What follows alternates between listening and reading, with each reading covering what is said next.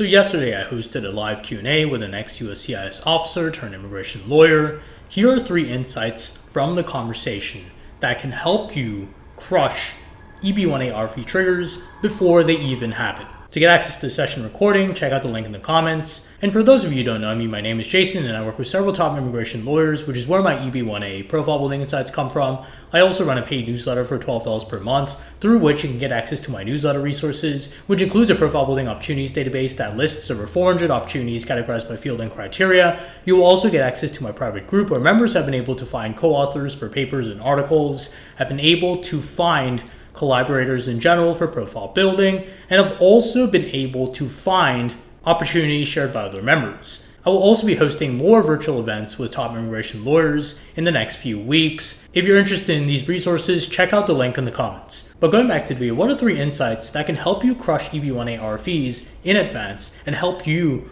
minimize the chances of getting an RFE? The first insight is that you want to define your field properly, because if you don't define your field of expertise in a way that is understandable to the officer, what's probably going to happen is your entire case is going to fall apart because the officer won't be able to follow the rest of your argument. So make sure you have a conversation with your lawyer where you actually explain your field in a way that is understandable to the lay person.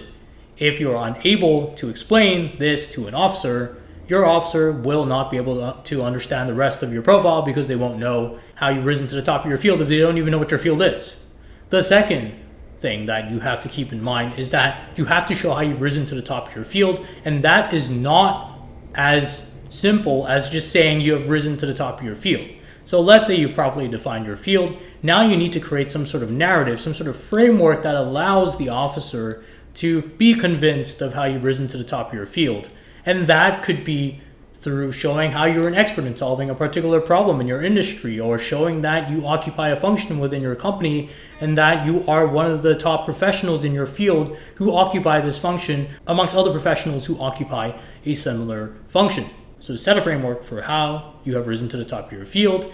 And the third insight I got from the conversation, and that you should definitely apply to your own profile, is to make sure that you show not just impact in your field, but a high level of impact. And the importance here is showing the relatively high level of impact you have made on your field over others in your field, because you're showing you've risen to the top of your field and one aspect is impact. So show that you've made a high level of impact relative to others in your field. This is going to be crucial to showing how you've risen to the top of your field. So knowing these 3 insights and the other insights that were shared in the session itself, and you can get access to the session recording in the resources in the comments. Knowing these 3 insights will help minimize your chances of getting an EB1A RFE.